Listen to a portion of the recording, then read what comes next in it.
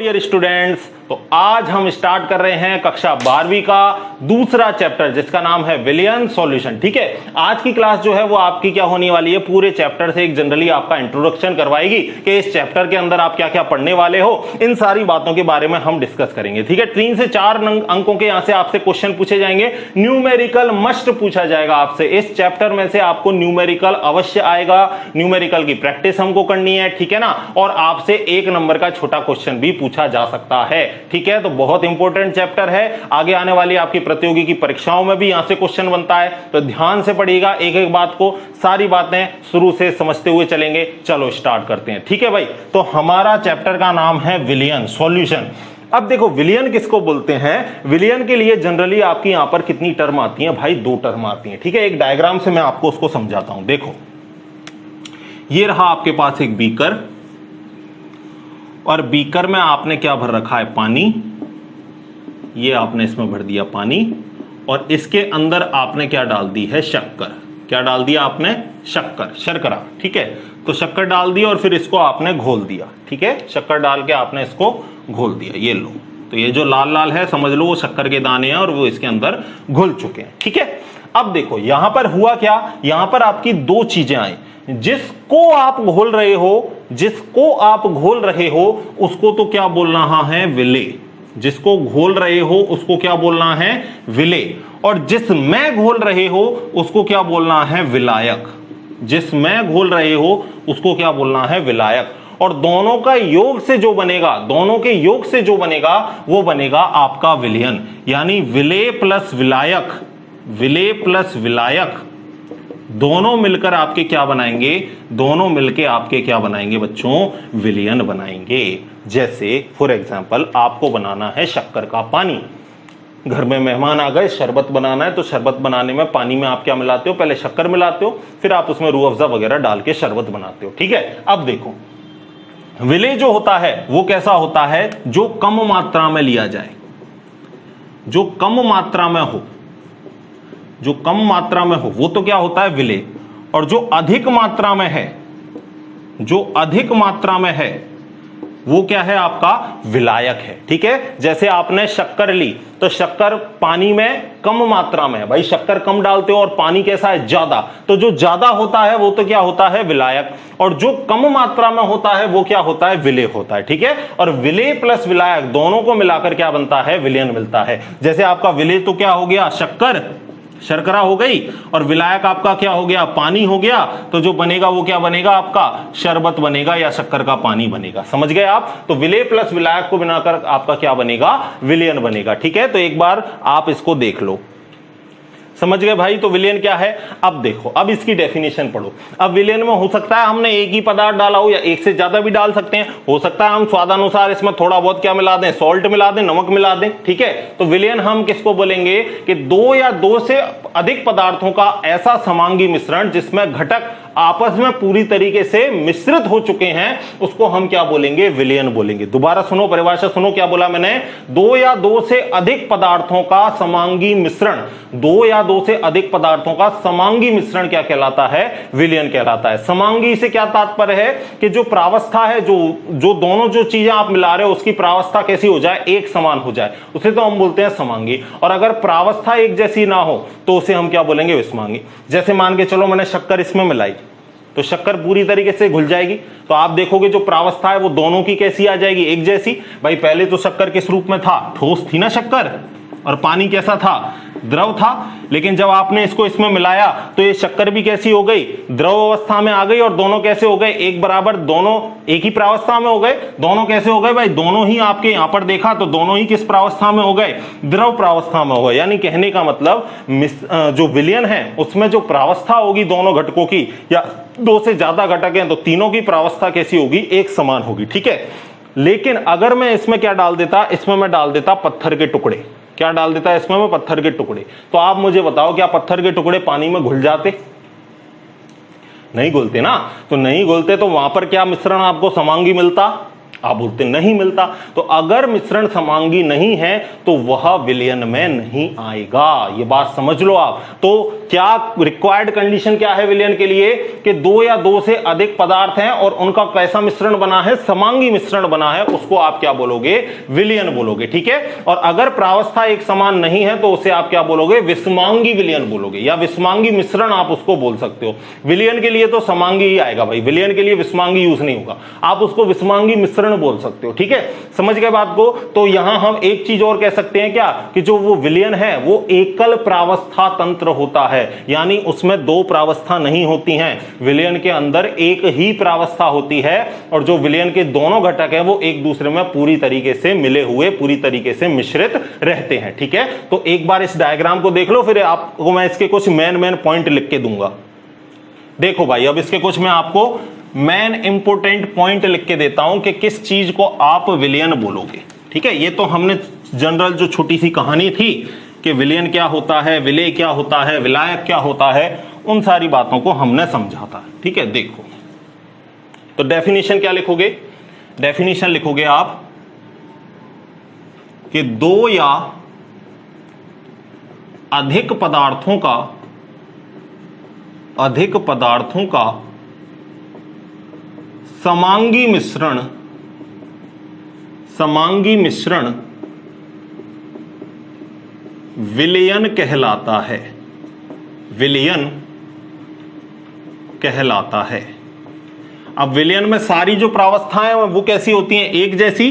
तो हम दूसरा पॉइंट लिख सकते हैं कि विलयन कैसा तंत्र है, एकल प्रावस्था तंत्र है, यानी इसमें जो प्रावस्था पाई जाएगी वो एक ही प्रकार की पाई जाएगी। दूसरी बात हम क्या लिख सकते हैं कि विलयन में दो चीजों से बना हुआ होता है विलयन, एक तो होता है आपका विलेय और दूसरा क्या होता है, विलायक। तो हम क्या लिखेंगे, विलयन दो घटकों से मिलकर बना होता है। ठीक है, अब इसमें पहला देखो, दो घटक हो गए, पहला हो गया आपका विलेय, दूसरा हो गया आपका विलायक, और इन दोनों को जोड़ के क्या बनेगा, विलयन। ठीक है, विलेय को इंग्लिश में क्या बोलते हैं, इसको भी याद रखो आप, सॉल्यूट, और विलायक को क्या बोलते हैं, सॉल्वेंट, और विलयन को क्या बोलते हैं, सॉल्यूशन। ठीक है, विलेय किस मात्रा में होता है, जो कम मात्रा में उपस्थित हो, जो कम मात्रा में हो उसे क्या बोलना है, विलेय। विलायक किसको बोलेंगे, जो अधिक मात्रा में हो, जो अधिक मात्रा में हो उसको क्या बोलना है, विलायक, और यह हो जाएगा दोनों का मिश्रण।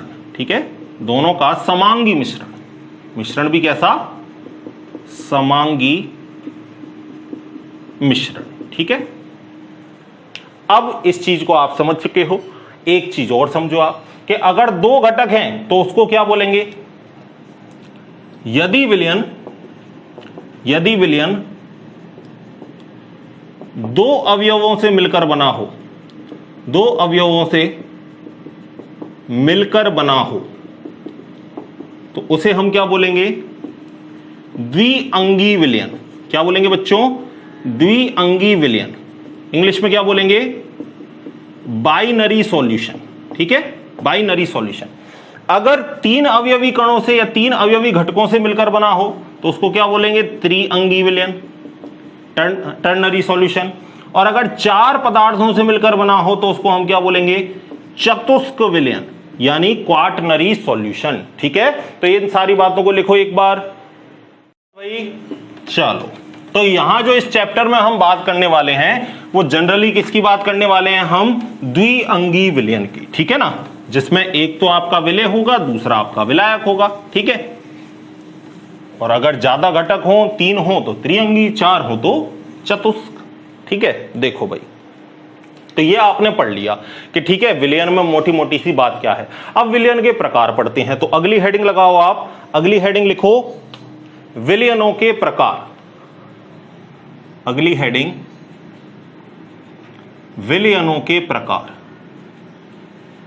विलयनों के प्रकार, types of solution, types of solution. ठीक है। तो देखो विलयनों के प्रकार दो आधार पर हैं। पहला आधार हम लेते हैं विलय की मात्रा के आधार पर, कि कितना आपने विलय घोला है उसकी मात्रा के आधार पर कितने टाइप के आपके प्रकार बनते हैं, उसको पढ़ते हैं। तो पहला प्रकार लिखो विलय की मात्रा के आधार पर, पहला लिखो विलेय की मात्रा के आधार पर, मात्रा के आधार पर समझना भाई, ठीक है।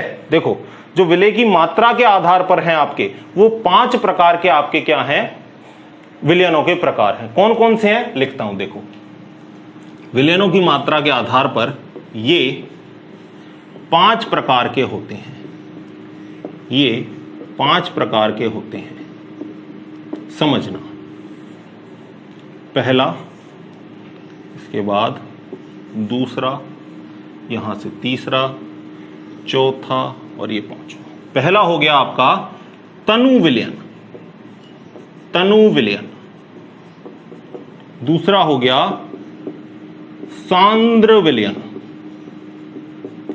तीसरा हुआ आपका संतृप्त विलयन। चौथा है आपका असंतृप्त विलयन। और पांचवा है आपका अति संतृप्त, अति संतृप्त विलयन। ठीक है, कितने प्रकार के हो गए भाई, ये 5 प्रकार के आपके क्या हो गए, विलय के प्रकार हो, सॉरी विलयन के प्रकार हो गए। समझना भाई, एक एक को समझना, ठीक है। चलो मैं पहले इनकी इंग्लिश भी लिख देता हूं, ठीक है, इंग्लिश भी आपको आनी चाहिए। इसको बोलते हैं डाइल्यूट सॉल्यूशन, इसको बोलते हैं कंसंट्रेट सॉल्यूशन, कंसंट्रेट सॉल्यूशन। इसको बोलते हैं सैचुरेटेड सॉल्यूशन, सैचुरेटेड सॉल्यूशन। इसको बोलते हैं अनसैचुरेटेड सॉल्यूशन। इसको बोलते हैं super saturated, super saturated solution. ये होगा इनके इंग्लिश में नाम, ठीक है। समझना भाई, तनु विलयन का मतलब क्या है कि विलय की बहुत ही कम मात्रा विलायक के अंदर उपस्थित है, तो उसे हम बोलेंगे तनु विलयन। जैसे 1 किलो, या मैं बोलूं 1000 ml आपके पास पानी है, 1000 ml आपके पास पानी है, आपने उसमें 1 ग्राम शक्कर मिलाई है, तो वो विलय की मात्रा कैसी है, बहुत कम है भाई। 1 किलोग्राम पानी के अंदर तो बहुत सारी शक्कर घुल सकती है, लेकिन आपने सिर्फ कितनी घोली है, 1 ग्राम घोली है। तो इसका मतलब ये विलयन कैसा है, बहुत ही ज्यादा तनु है। तो तनु का मतलब क्या है कि जब विलय की मात्रा बहुत कम उपस्थित हो विलायक के अंदर या विलयन के अंदर, तो उसे हम क्या बोलेंगे, तनु विलयन बोलेंगे। तो यहां पर आप क्या लिखोगे तनु विलयन के अंदर, कि विलय की बहुत कम मात्रा, विलय की बहुत कम मात्रा विलायक के अंदर उपस्थित है, या विलायक में उपस्थित है, ऐसे लिख दो, या विलायक में घुली हुई है, तो बात भी एक ही है। सांद्र विलयन का मतलब क्या है कि विलय की अधिक मात्रा घुली हुई है। जैसे 1 किलोग्राम के अंदर मान के चलो आपने 200 ग्राम शक्कर घोल दी, तो 200 ग्राम शक्कर एक बड़ा अमाउंट है, तो आप इसको क्या बोलोगे, सांद्र विलयन, ठीक है। तो यहां पर आप क्या लिखोगे कि विलय की अधिक मात्रा विलायक में उपस्थित है, ठीक है। अधिक मात्रा, यहां पर तो बहुत कम मात्रा और यहां पर अधिक मात्रा। अब बारी आ जाती है संतृप्त की। इन तीनों को बड़े ध्यान से समझना भाई, ध्यान देना भाई। देखो संतृप्त विलयन, नाम में ही क्या है, तृप्त, मतलब तृप्त हो गया, अब उसको और ज्यादा विलय की आवश्यकता नहीं है। तो ऐसा विलयन जिसमें विलय की अधिकतम मात्रा घुली हुई है, उसे हम क्या बोलते हैं, संतृप्त विलयन बोलते हैं। संतृप्त का मतलब तृप्त हो गया, अब उसमें और ज्यादा विलय घुलने की जरूरत नहीं है, और ज्यादा विलय उसमें घुल ही नहीं सकता। ऐसा विलयन जिसमें विलय की अधिकतम मात्रा घुली हुई है, उसे हम क्या बोलेंगे, संतृप्त विलयन। तो यहां पर आप क्या लिखोगे, संतृप्त विलयन में क्या लिखोगे, ऐसा विलयन, ऐसा विलयन जिसमें विलय की अधिकतम मात्रा घुली हुई है, कब बात कर रहा हूं मैं? जब टेम्परेचर वगैरह सब नियत है, नियत ताप पर, ठीक है, या क्या लिख दूं, निश्चित ताप पर। जब टेम्परेचर सेम है, जैसे रूम टेम्परेचर है और रूम टेम्परेचर पर मैंने एक विलयन में कोई विलेय घोला है और उसकी अधिकतम मात्रा घुल गई है, यानी उससे ज्यादा उसमें मात्रा नहीं घुल सकती, तो उसको हम क्या बोलेंगे? संतृप्त विलयन। इसका एक बढ़िया एग्जांपल देता हूं मैं आपको, ठीक है, आप घर पे प्रैक्टिकल करके भी देख सकते हो कि अगर आप 100 ml पानी के अंदर शक्कर घोलोगे, पानी कितना है आपके पास? 100 ml, 100 ml पानी के अंदर अगर आप शक्कर घोलोगे तो मैक्सिमम जो शक्कर है वो आपकी कितनी घुल सकती है? 60 ग्राम आपकी शक्कर घुल सकती है। रूम टेम्परेचर की बात कर रहा हूं मैं भाई। अगर रूम टेम्परेचर पर आप 100 ml पानी के अंदर शक्कर घोलोगे तो शक्कर आपकी कितनी घुलेगी? 60 ग्राम घुल सकती है। 60 के बाद अगर आपने 62 ग्राम, 65 ग्राम, 70 ग्राम अगर आपने डाली भी ना उस पानी में, तो उस पानी में वो शक्कर के दाने घुलेंगे नहीं, वो एज इट इज उसमें पड़े रहेंगे उसी टेम्परेचर पर, ठीक है। जैसे मैंने मान के चलो पानी लिया 100 ml, मैं इसमें शक्कर घोलता जा रहा हूं, तो जब तक 60 ग्राम शक्कर इसमें घुल जाएगी तब तक तो ये ठीक है, लेकिन 60 से जैसे ही आपने शक्कर और डाली तो वो इसमें घुलेगी नहीं, एज इट इज वो पड़ी रहेगी उसमें तले में, लेकिन वो घुल नहीं सकती। तो हम क्या समझ जाएंगे कि अब हमारा सॉल्यूशन कैसा बन चुका है? सैचुरेटेड सॉल्यूशन बन चुका है, यानी इसमें विलेय की और अधिक मात्रा घुल नहीं सकती, ठीक है। अब बात करते हैं हम किसकी? असंतृप्त विलयन की। अब असंतृप्त को समझो, तो असंतृप्त का मतलब अभी संतृप्त नहीं है, अनसैचुरेटेड, अन का मतलब संतृप्त नहीं है, और ज्यादा विलेय उसमें डालोगे तो घुल जाएगा, यानी इसकी डेफिनेशन हम क्या लिखेंगे? उसी ताप पर और अधिक विलेय घोला जा सकता है, ठीक है। उसी निश्चित ताप पर, जिस निश्चित ताप पर आपने संतृप्त विलयन बनाया था, उसी ताप पर और ज्यादा विलेय घोला जा सकता हो तो ऐसा विलयन कैसा कहलाएगा? आपका असंतृप्त विलयन कहलाएगा। कहने का मतलब, अगर मैंने एग्जांपल दूं, अगर मैंने पानी कितना लिया है? 100 ml, तो मैंने क्या ले लिया? पानी, प्लस इसमें अगर मैंने 10 ग्राम शक्कर मिलाई है, कितनी शक्कर मिलाई है? 10 ग्राम शक्कर मिलाई है, तो आपको पता है भाई कि कितनी घुल सकती है? मैक्सिमम 60 ग्राम घुल सकती है। तो अभी तो आपने 10 ग्राम ही मिलाई है, तो आप इसमें 50 ग्राम शक्कर अभी और घोल सकते हो। तो कहने का मतलब अभी ये सैचुरेटेड नहीं है, ये कैसा है? अनसैचुरेटेड, यानी उसी ताप पर विलेय की आप और अधिक मात्रा घोल सको तो उसे आप बोलोगे असंतृप्त विलयन। अब ये जो तनु विलयन है और सांद्र विलयन है, ये दोनों विलयन किसके अंतर्गत आते हैं? असंतृप्त के अंतर्गत। तो आप यहां पे नोट लगा के एक चीज लिख सकते हो, ये दोनों प्रकार असंतृप्त विलयन हो सकते हैं, ठीक है। ये दोनों प्रकार असंतृप्त विलयन हो सकते हैं। अब आ जाती है बारी किस पर? अति संतृप्त पर। समझना भाई, इस अति संतृप्त को भी समझना भाई, अति संतृप्त विलयन को समझना। पहले समझो, उसी निश्चित ताप पर, मैं यहां बोलूं निश्चित ताप पर संतृप्त विलयन से अधिक अगर विलेय की मात्रा उपस्थित है तो हम इसे क्या बोलेंगे? अति संतृप्त विलयन। तो मैं क्या लिखूंगा इसमें लिखेंगे अपन निश्चित ताप पर संतृप्त विलयन से अधिक विलेय उपस्थित हो तो इसे हम क्या बोलेंगे? अति संतृप्त। जैसे संतृप्त विलयन तो कितने पर बन रहा था? 60 ग्राम शक्कर पर डालने पर। अगर मैं एग्जांपल लिख दूं, अगर मैं 100 ml पानी में 80 ग्राम शक्कर डाल दूं, 80 ग्राम क्या डाल दूं भाई? शक्कर डाल दूं, तो आपको पता है 80 ग्राम शक्कर तो ज्यादा है। संतृप्त विलयन तो हमारा किस पर बन रहा था? 60 ग्राम पर बन रहा था। यहां तो कितना हो चुका है? 80 ग्राम, तो 20 ग्राम विलेय कैसा है? ज्यादा है। तो मैंने क्या बोला कि जब संतृप्त विलयन से अधिक विलेय आपका उपस्थित हो तो आप उसको क्या कहोगे? उसको आप क्या कहोगे? अति संतृप्त विलयन। और इंग्लिश में इसको क्या बोलेंगे? सुपर सैचुरेटेड सॉल्यूशन, ठीक है। अभी कहानी खत्म नहीं हुई, और अच्छे से समझाता हूं सुपर सैचुरेटेड को। देखो भाई, बता दूं इसको ऊपर, देखना, थोड़ा ध्यान देना, ठीक है। देखो सुपर सैचुरेटेड को देखना। अब देखो इसका पहले एग्जांपल मैं बताता हूं। आपने सबको हलवाई को आप सबने देखा है। हलवाई क्या करता है? थोड़ा सा पानी लेता है, टेम्परेचर बढ़ाता है और उसमें शक्कर घोलता है। घुलता जाता है, घुलता जाता है, खूब सारी शक्कर घोल देता है थोड़े से पानी में, तो उस टेम्परेचर बढ़ाने पर वो शक्कर उसमें घुल तो जाती है, लेकिन जैसे ही उस चीज को हटाता है आग पे से, तो आप क्या देखते हो कि जैसे ही टेम्परेचर ठंडा होता है तो जितनी शक्कर उसने उसमें ज्यादा घोली थी वो शक्कर क्या है, अब ठोस अवस्था में आने लगती है, वापस आने लगती है ना। तभी तो मिठाई के ऊपर शक्कर की परत चढ़ जाती है। आपकी बालूशाही, जो भी आप गुलाब जामुन जो भी बना रहे हो आप, तो आप क्या करते हो, हलवाई क्या करता है कि थोड़े से पानी में बहुत ज्यादा शक्कर डाल देता है, यानी वो कैसा सॉल्यूशन बनाता है, अति संतृप्त विलयन बनाता है। लेकिन जैसे ही टेम्परेचर कम किया तो वो क्या होता है, वो वापस जो आपने विलय घोला है वो वापस अपनी ठोस अवस्था में आ जाता है। तो कहने का मतलब ये जो सॉल्यूशन है वो कैसा है, मित स्थायी है। ये सॉल्यूशन कैसा है, मित स्थायी है, मेटास्टेबल है, बिल्कुल स्थायी नहीं है। टेम्परेचर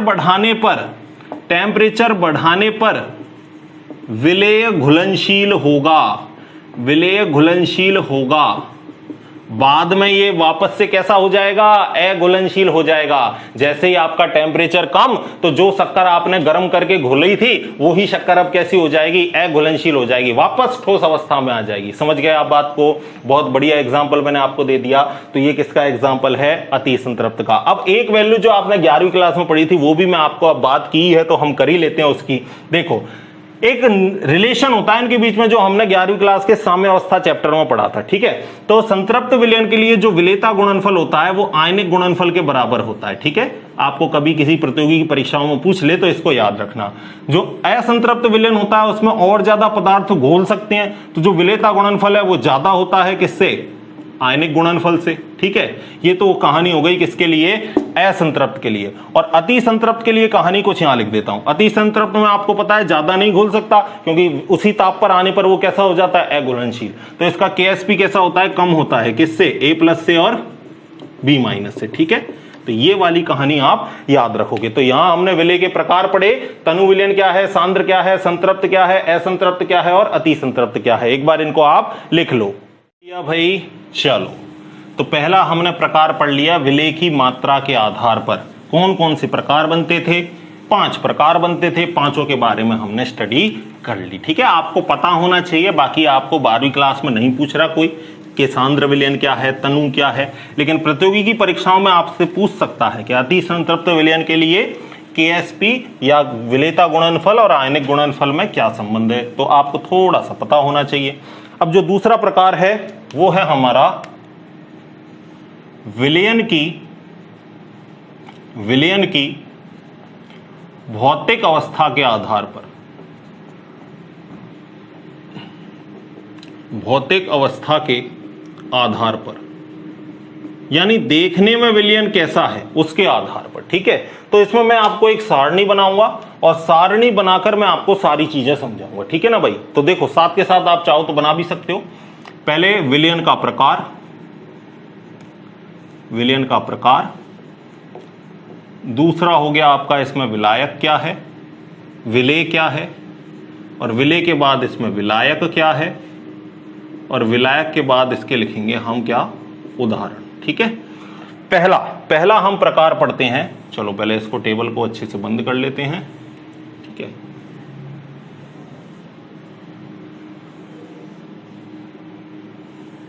ये हमने टेबल बना ली।